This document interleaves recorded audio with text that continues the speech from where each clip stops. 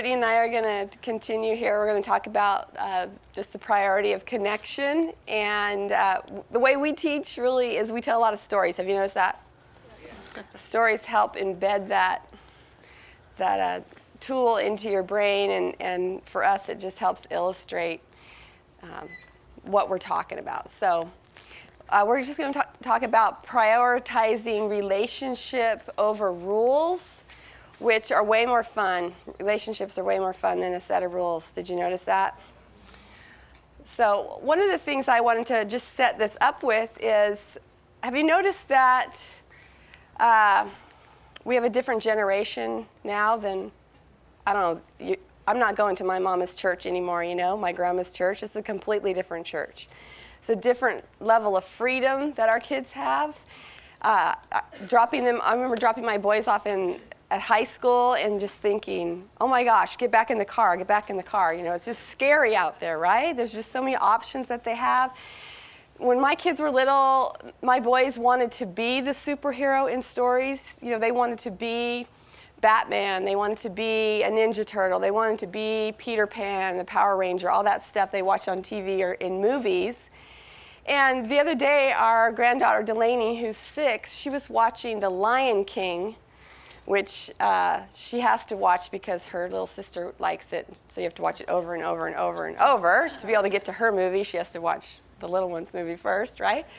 And she was watching the scene where, if you've seen the movie, the hyenas get the wildebeest all stirred up, and the wildebeest run through the canyon, and they trample Mufasa, the dad, right? I'm ruining the movie if you haven't seen it yet. So she's watching it, and her response to this movie wasn't like, I want to be Simba in the movie, I want to be Nala, the lion princess. She said, you know what, Mimi, if I were in that movie, I would have stood there and stretched out my arms and said, you cannot pass in Jesus' name. I was like, wow, this generation of believers think differently, and they believe they're tapped into this supernatural God that we all love, and they have a different mindset. I was looking at a toy magazine the other day, and my kids had Hot Wheels, cars. Well, this was a whole set you could build on the wall. Like, they have options. I never thought, you know what? I don't want to have to pick up this mess of cars. Let's put it on the wall, They're just different, this generation. And we're going to have to figure out what we can give them, right? And one of the things that I believe that we need to give them is just the ability to protect their connections. This, as a parent, as a leader, this is what I get to hand this generation. With all the options they have and all the freedoms that they have, what I'm going to give them is the ability to tell themselves what to do. That could be the biggest gift I could ever give someone, right? On a good day, I can control me, right? And so I need this young person. I need this young person to grow into an adult that knows how to tell themselves what to do, and to prioritize their connections, because I don't know if you've noticed lately, but the ground hasn't opened up and swallowed anyone. There hasn't been any locusts that have come lately, and eaten the crops, and lightning hasn't struck anyone when they've sinned, at least that I have heard of lately, right? So we direct ourselves with the Lord just through our connection with Him. And these are the chief connections that we have in our life, is our Heavenly Father and us, husbands and wives. Danny and I spent years disconnected. We did not know how to connect. We didn't have the tools to connect. We struggled in our marriage because we did not have this tool. And learning it is why we were so passionate about giving it away. I've learned through being disconnected, I don't want to live like that. I've learned how to manage this. As Danny talked about connections earlier, I'm managing this. And I know the second I've hurt him, where we used to live disconnected. So the goal really is to connect, protect that connection, nurture it, and then maintain it so that you're not doing this all the time. So husbands and wives, parent to child, and then, of course, sibling to sibling, and friend to friend. So Brittany and I are going to tell a story. It's when she was younger, and I'll set it up by saying one day when Brittany was about 16 years old, she came in the house, and Danny was eating a sandwich, having his lunch, and she bopped in the house and through the kitchen, and she said, "You know what, Daddy? You're the first man I ever fell in love with." And she kept going, and Danny choked on his sandwich a little bit, and this is your task, you dads. You know, your daughter is looking at you and thinking, you're the man that when I look for someone, no pressure. This is what the person that can handle a relationship with me when I fail, when I'm not myself, when I have hurt you, when I'm scaring you. How you are through that interaction with me is what I'm going to duplicate. I'm going to replicate it later, reproduce it in my life. I'm going to bring that person in that reminds me of this familiar thing. And the reason why that story was such a big deal in that situation that happened with Brittany was because a year prior to that was a really rough time, probably one of the roughest times that we've ever gone through as a family. And we're not sure what happened that day. It was a bad day for Brittany, and we're not sure if she tipped sideways too far and her brain fell out, or we weren't sure if she got up on the wrong side of the bed. My point is, it wasn't characteristic of her. It wasn't something, she wasn't normally like this day. So with that, I'll just let her tell you the story. Yeah, so the story is I'm 16 years old, and of course I know everything because I'm 16. And we had just moved from Weaverville, and so I think I was just struggling a lot with loneliness. And basically I found myself in an internet chat room, and a boy basically returning some affection in a form I hadn't had before. I'd never had a boyfriend before. And so here I am chatting away with this boy that it turned into phone calls late at night. Then it turned into let's meet. And the week before we met, we were down in LA as a family, and I told my cousin that I met this boy and I'm going to go meet him. And so he was the only person that knew what was going to happen that day. So this happens, I think it was the week of my mother's birthday.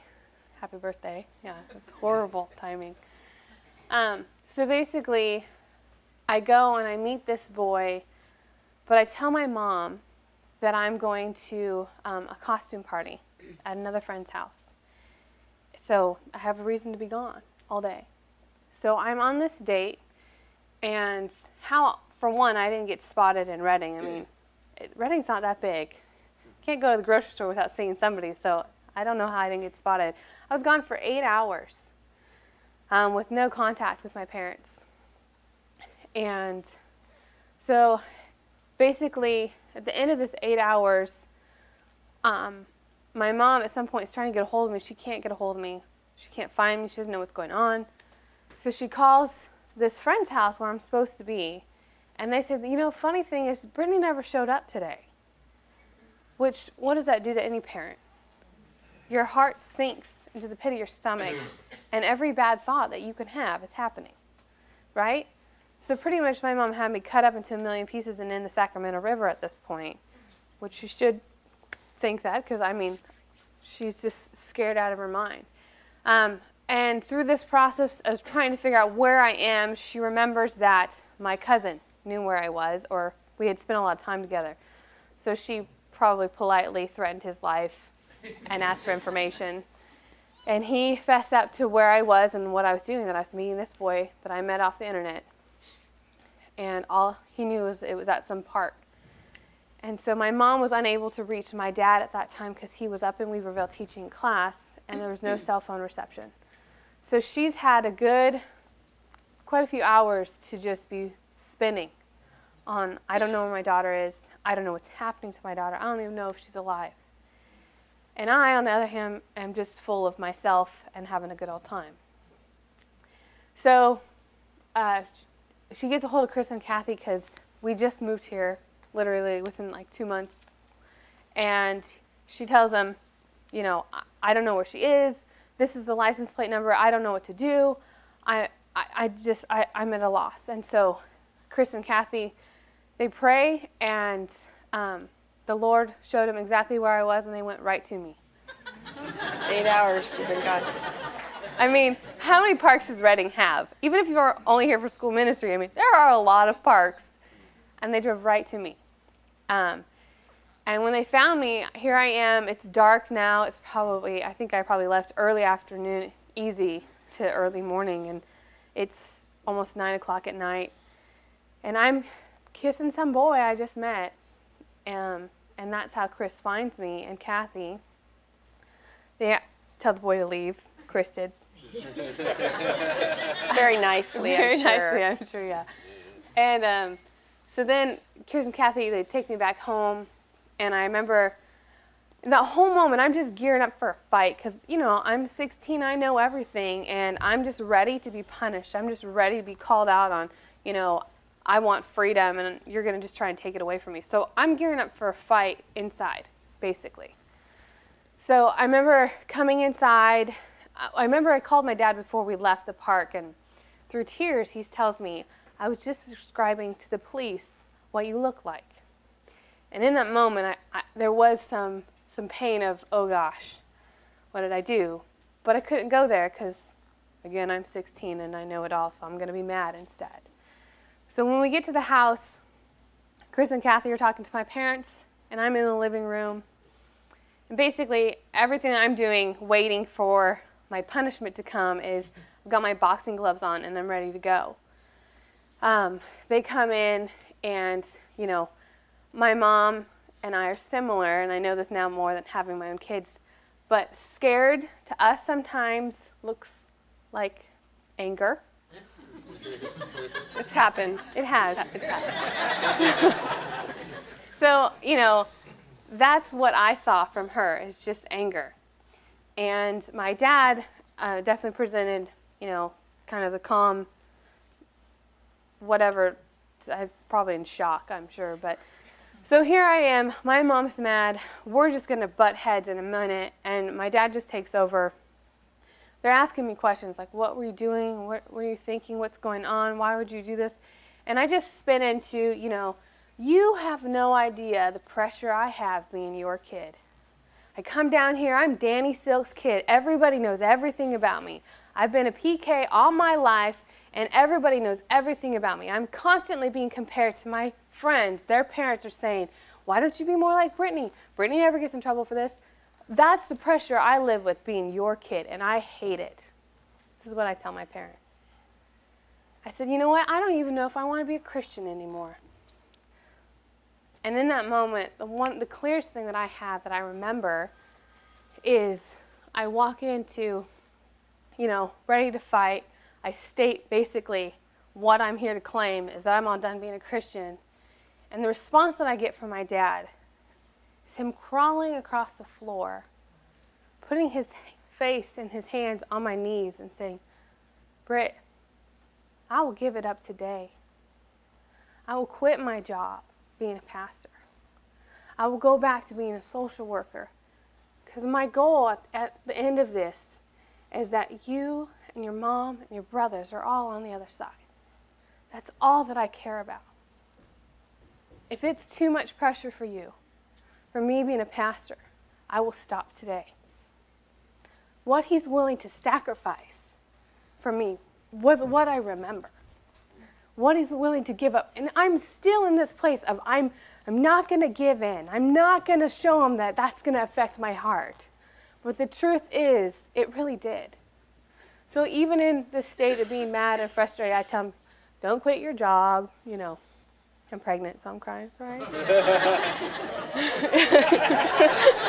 that mean? Not gonna happen.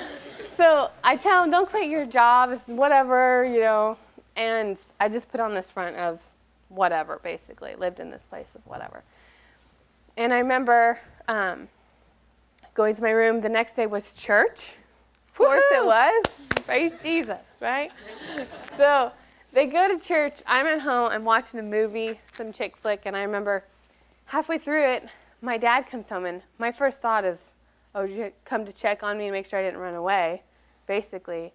And I said, what are you doing home? And he said, I just couldn't be away from you anymore today. And he just wanted to be close to me. He's trying to communicate in every way he can to draw me closer than keeping that distance. So basically, one of the crazy things, this is where most parents lift their eyebrows in pure shock, is my parents let me date this boy. There they go.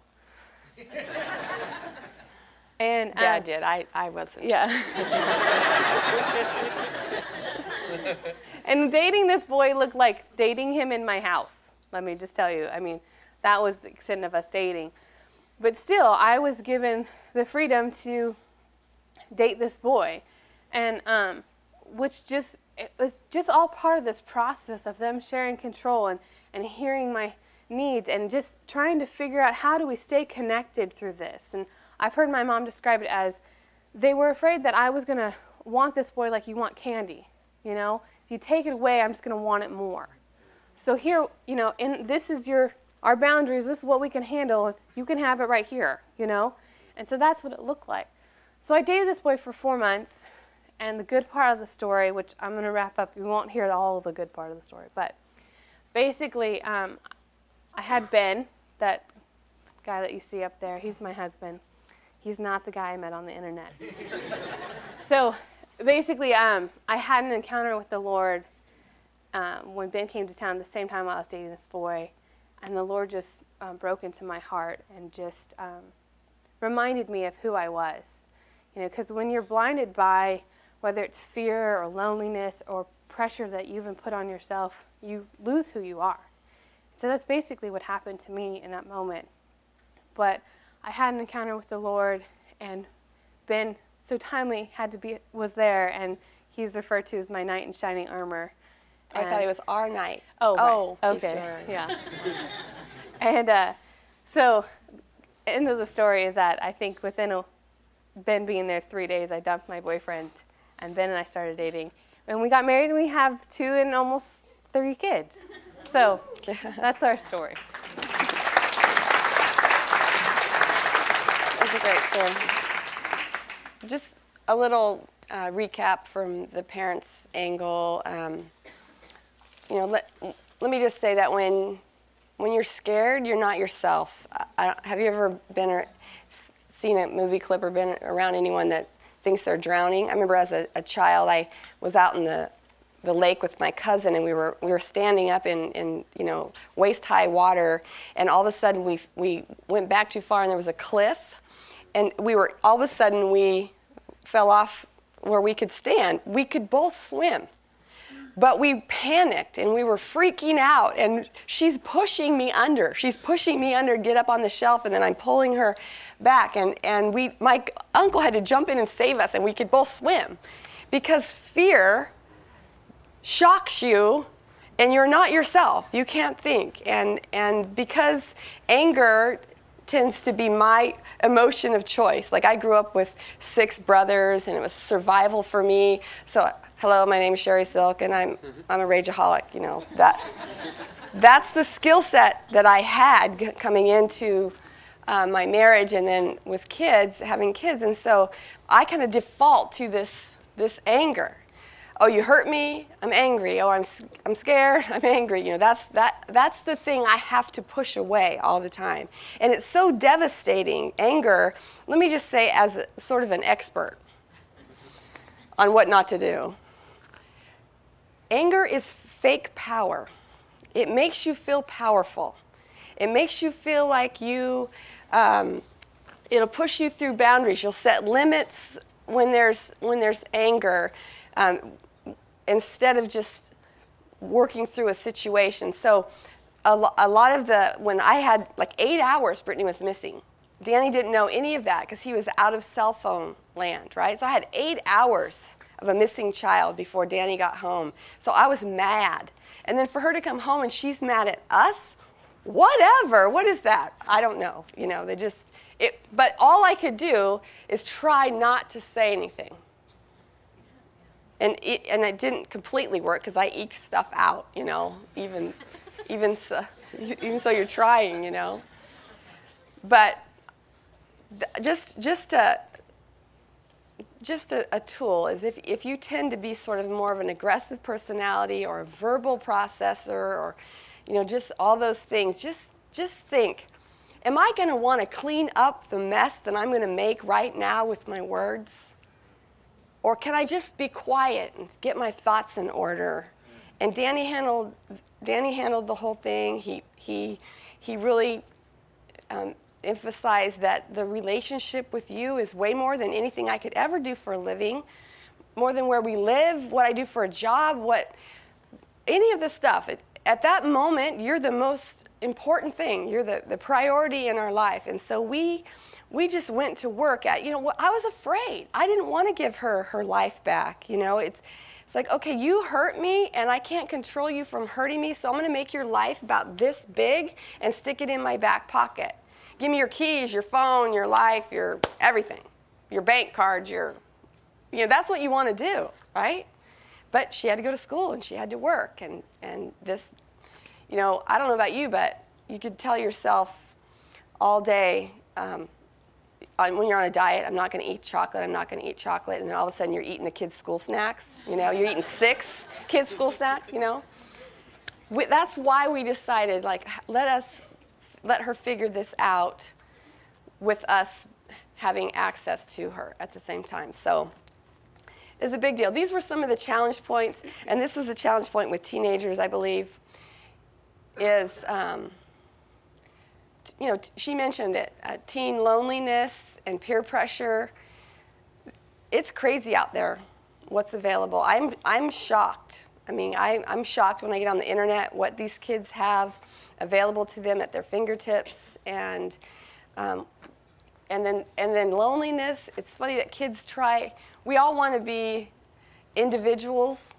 I want to be an individual. I want to be my own person, and then they all shave their head and, you know, or whatever. They're all wearing the exact same clothes, or they're trying to be an individual in a world that you know, it just makes it hard for them. So it's a challenge. And then there's 2 main ways people punish. One is with anger, and the other is withdrawing. You know, I was raised in a home where my dad one time he didn't speak to me for 2 weeks. 2 weeks. He would talk to me. He'd say, Norma, tell Sherry to pass the salt. I'd be, I'm right here, you know, ask me. He just wouldn't speak to me. He was mad at me about something I did. He would just withdraw, and he was verbally angry as well. But there's ways that we punish. There's ways that we handle our fears and anxiety in a relationship. And these are all points of disconnection. These all cause a disconnect, and that is not the goal. And maybe we still have to work through the issue. Maybe we still have to figure out what to do about loneliness or teen pressures, or we still have to figure out why I'm afraid. But the best time to do that is when we're connected, not when we're disconnected. There's a lot of personal pressure. Yeah, I mean, the personal pressure that I put on myself of being Danny Silk's daughter. Realistically, that pressure I took on as my own. It was a lie that I chose to believe, and I had a weak moment where, you know, I let somebody's words determine my life instead of believing who I am and what I've always been reinforced through my parents and through the Lord. So personal peer pressure is something that we put on ourselves, and it's such an easy thing to do as a teenager because you're surrounded by people that are your teachers unintentionally are giving you pressure. Your parents might even, but the child does it to themselves. And how you help them find that clarity of, no, you know, you are who you're created to be, and I don't want you to be anybody else. But what happens is so many kids get trapped up in this lie of, you know, everybody wants me to everything else, so I just can't do any of it. And so I'm just going to, you know, dye my hair black and pierce my forehead or something crazy like that. So peer pressure it's just this, and the personal pressure that happens is really just a lie that happens with your kids. Is they believe this lie, and And how that starts to happen, I believe, is part of disconnect. Is that there's a crack, there's an opening where Satan can just go in and plant a seed. And that disconnect started to happen even way back in Weaverville before we had even moved. Just by knowing we were moving and couldn't tell anybody, I just started to just let opportunities of this personal pressure of my life and my situation take over what I believe to be true. And there's a lot of outside pressure. How many of you parent different than your friend parents their kid? Do you happen to have different children than them? Yes. I always say, what's the best diet? The one that works, right? What's the way to parent? The one that works with your kid. I mean, I have 3 kids. They're completely different. I could look at Taylor and he'd be like, what? You know, he doesn't like to be in trouble. Brittany would stare me down, you know, just they need different interactions. And then, you know, maybe we've lived a very public life. People know us. They think they know who we are, and it adds pressure to the kids. But I grew up in a little teeny town. I mean, Weaverville has 3,500 people in it. I mean, you could start a rumor at one end of town, drive to the other end of town as fast as you could, and they'd already started talking about it down there, you know. And so there's this other pressure that we have there's parents thinking that you shouldn't do that with your kid or whatever. The whole TV show. I remember, do you let your kids watch Harry Potter or read the Harry Potter books? Or what about Hannah Montana? Or it's like, you know what? Disney, whoever. It's just I don't want to jump into your family and make that decision for you. There's so many gray areas now that we have to realize this is my kid. I'm going to figure out how to deal with my kid. And although I care about people, I can't care about what they all think. You know, if my kids have made mistakes and it becomes public, we've had people say, oh, I'm not going to listen to their parenting stuff because their kid made a mistake. Well, hang on, baby, because nobody has perfect kids. God doesn't have perfect kids. He's the best daddy ever, and he doesn't have perfect kids, right? So give yourself a break. And then just overwhelming fear. We talked about it. We're so afraid. I mean, as a mom, I remember so many times I would have some crazy dream. One time, Brittany and I played poo sticks. You know where poo sticks are? You get on a bridge and you each drop a stick, and then you run to the other side of the bridge and see whose stick came out fastest with the water current. I remember I was pregnant when we played poo sticks when she was a little girl. And that night, I had a dream that she fell off the bridge, and I'm pregnant, can't jump in after her, so I'm running down the Diesel Horse Bridge, you know, down here in Reading. I'm running, screaming at somebody to save my kid, and I'm waking up in a panic, and Danny's like, you have the craziest dreams. I'm like, I know. And that day, that 8-hour period that Brittany was missing, no one was there to stop me that day. You know, like your mind gets going. No one was there. I had adrenaline like dripping out my pores. My little boys didn't even know what was wrong. They're sitting Indian style, praying like Lou Engle. Oh, Jesus. You know, something's wrong with Mom. You know, let's hold hands and pray. You know, I had no car, nothing. I couldn't go look for her. I was scared out of my mind. And when we're afraid, we just get overwhelmed, and we just need to somehow let somebody in. That was another thing, is letting people know that love us and care about us, that we need help. We need prayer. We need something. It's okay to tell your friends that you're struggling. Us parents need to stick together. And then the whole idea of freedom. Can your kid have freedom after they fail? I'm pretty sure we do. And it's just scary, but it's a process that we have to go through and reconnect, share your heart. I'm scared. You know, I'm going to give you your keys back. Oh, you know, like, here's my heart. Don't drop it. You know, don't crush me. Don't hurt me. But you might as well love like you're going to get hurt, because you are. And if you're not going to get hurt, your heart's probably not completely open. And that's what parenting is all about, is just, I'm just going to lay it out there. And it's quite possible that this little teeny person that I brought into the world could hurt me more than anybody else on the planet. But I'm going to love them big. And there is freedom after failure. So what is the strength of your connection? Yeah, the strength of your connection, what is it that you have invested into your kids? I mean, what is the deposit that you've made? Is the strength of your connection as strong as a tissue? I mean, can it withstand a mighty blow? Or do you have something that's worth a little bit more, that can handle a little bit more pull or tug and weight? What if it's a belt, a leather strap? What do you have? What's your connection? How frail or how strong is your connection with your kids? What it comes down to, what do you have invested in them? What is it that you're pouring into them that communicates, I love you very much. I am a safe place for you to fail. What is it that your kids hear when it comes down to what your connection looks like?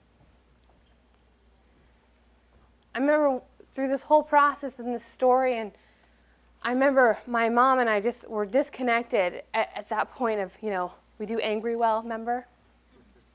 And I remember her the next day after this all kind of came out, or within that first week, she brought me in 5 white roses just to communicate that at that time, I just thought they were pretty white roses, but I knew what they stood for later. And that was just to remind me of my purity and what I'm called to be and who I really am. And then, because you all heard, I'm a gifts love language. To keep that connection alive and to keep that communication of you are worth the connection and I am going to invest in you. I remember they remodeled my room to help me feel more settled in this new home, in this foreign environment that I was put in. What you have invested, what you've deposited in this bank account called your relationship with your kid, when it comes to make a withdrawal, can it handle it? Because if you go to make a withdrawal that's going to cost you $100 and you only got 5 in there, you're in the negative. And that could end in a mess, like she said. So knowing what your connection is, knowing what your investment is in that relationship is crucial. It really is crucial, especially with teenagers. Because they're hard ones to read. Teenagers, toddlers, they both throw tantrums. But knowing where your connection is when you feel like they're lying about something and what you have to pull on their heart is a really important tool for a parent to know and to be investing in your child. So knowing the strength of your connection is huge. So again, I ask you, what is the strength? Is it a tissue or is it a leather strap that can handle it?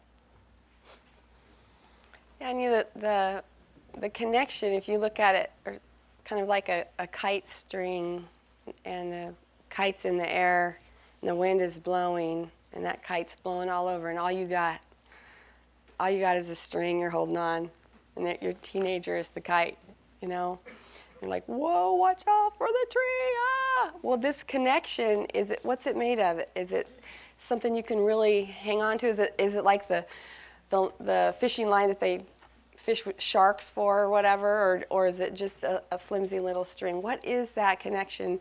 And what could possibly be more important than that connection? I remember one time, Levi, our son, middle child, does not like school.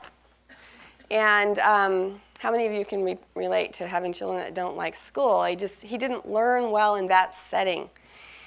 And he would go there, and it was painful for him. Every day was a painful time for him. And he would come home with homework, and and I'm one of those parents who would be like, I don't want you to send homework home. You've had my kid for 5 hours. Go ahead and do all that schoolwork there. If there's any teachers in the room, please forgive me. I believe in you, teachers. I just think, I want my kid, when he gets home, and the teachers have to live with all kinds of rules by the state of California and on, that they have to teach so many hours of this and that. I know all of that's happening. But Levi would come home with this homework, and he would be so distracted from doing it. You had to remove him from all other, there can't be TV, no distractions, right? I'm almost holding his pencil. He's just like, just trying. When Levi graduated from high school, I'm like, yes! I got a diploma. Levi, good job. Awesome, you made it. And he would come home with this homework, and I'd think, I don't know how to do this algebra. I don't know how to do this stuff either, you know. And we would just lay on my bed with this stuff, this homework, these books and papers and pencils, and he would just be so not wanting to do it. And I would lay my hands on top of the books and say, look at me, son. Just look in mom's eyes. I don't care about this stuff. I don't care about this homework. I don't care about that test. I don't care about your grade. I don't care about any of that. I care about you. And if you and I can stay connected through this whole thing, we're going to be all right. You know, in the middle of the biggest mistake, the whole story of the prodigal son, this kid's making the worst mistake of his life, and the father is looking for him in that story in Luke. It's the only place in the Bible where you see a picture of the father running, is that story. And where do you want the father to be when you're failing? You want him right next to you. And as a parent, when your kid is struggling, when they're failing, where do you want to be? You want to be right next to him. And the only way you can get up next to him is if you're connected to them. Because if you're not connected, they won't receive it. And it's just priority over everything else, over any rule, over television, over homework, over friends, over all of it, over the spilt milk or the whatever is going on in your house.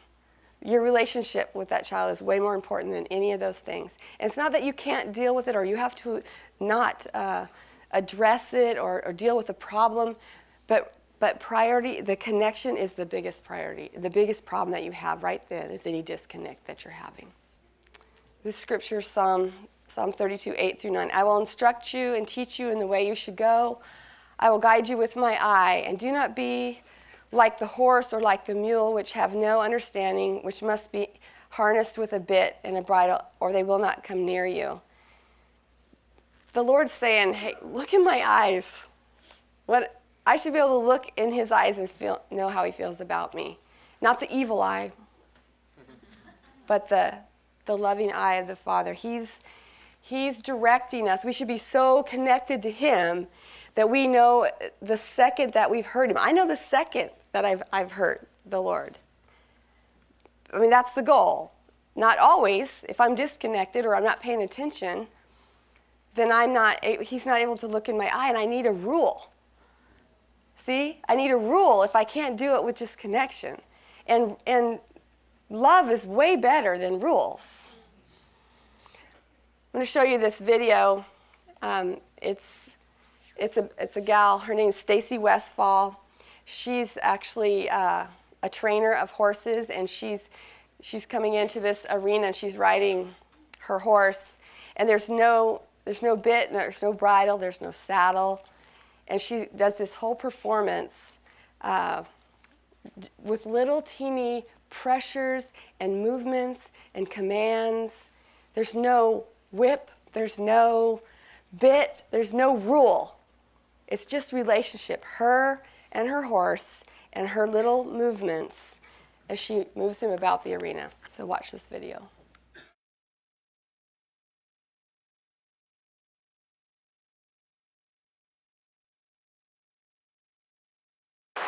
This will be draw 3, exhibitor number 3353, Wizards Baby Doll, owned by Greg Gessner of Strasburg, Ohio. Stacy Westfall will be riding. Stacy Westfall and Wizards Baby Doll. Stacy would like to dedicate this ride to her dad, who went to live in heaven just 24 days ago. Thanks for teaching me to keep trying new things. Stacy Westfall.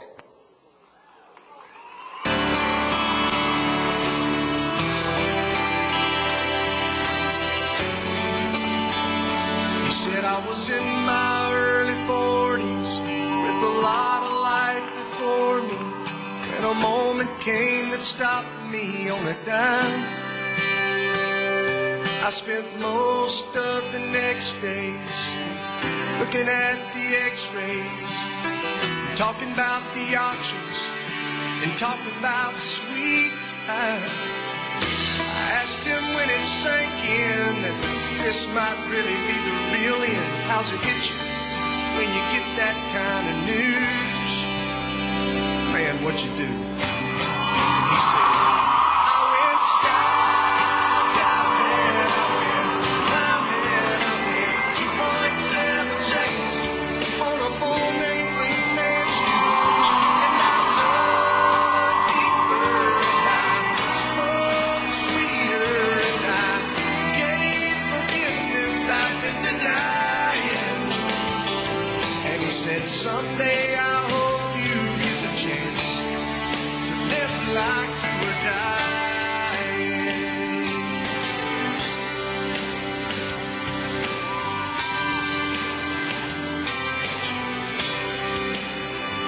He said I was finally the husband. Most of the time I wasn't. And I became a friend wouldn't like to have. And all of a sudden going fishing wasn't such an imposition. And I went 3 times that year, I lost my dad. Well, I finally read the good book, and I took a good long hard look at what I'd do if I could do it all again. And then I went skydiving, I went Rocky Mountain climbing, I went 2.7 seconds on a bull named Blue Mansion. And I loved deeper, and I smoked sweeter, and I gave forgiveness I've been denying. And he said, someday I hope you get the chance to live like you were dying. Like tomorrow was a gift, and you got eternity. Think about what you do with it. What did you do with it? What did I do with it? What did I do with it? Skydiving, I went Rocky Mountain climbing, I went 2.7 seconds on a bull named Blue Mansion. And I loved deeper, and I spoke sweeter, and I watched the eagle as it was flying.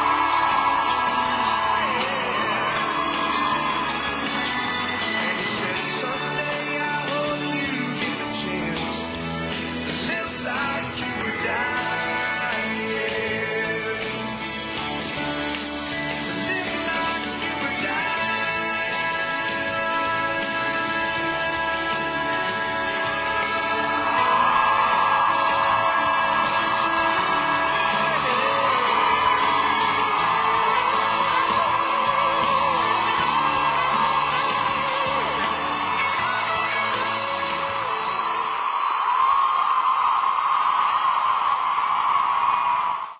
It's a great video. You know, I drive this really fancy car, and I hate getting gas. It's one of the things I hate doing.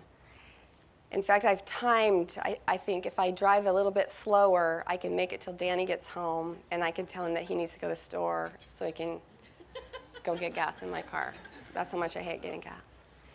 But I have this little bell that comes on and goes, ding, your fuel is low. And I'm just like, yeah. Push the little button, and it'll go back to showing me how many miles I've driven and how fast I'm going, right? And then pretty soon it goes, your fuel is low. I'm like, yeah. And then it comes on, it says, dangerously low or something. And then it won't go away. It won't let me push the button. It won't let me change. It's like, hey, woman, silly woman driving this car, your fancy car is going to be on the side of the road any minute, and that someone's going to have to, you're going to be paying $70 for a tow truck to come laugh at you and tell his wife later about this silly woman that ran her Cadillac out of gas. Where's your love tank Is the light on? Is the fuel low? Because this is it right here. This woman on this horse, she's whispering. She's saying, "Hey," dealing in little instructions. She's moving him by little bits of pressure on his sides. She's getting a horse going from standing there into a full gallop back to just slowing down. There's no rule. It's all love. It's all connection. And this is what the Lord does with us. This is the goal right here. If I can pass this off to my kid, like, could you tell yourself what to do? Because I can't do it. And I can try and do it with some rules, because rules are good. They work for a little while. But really, I'd really like you to not hurt me because you love me and my connection. And that's what the Lord's saying to us.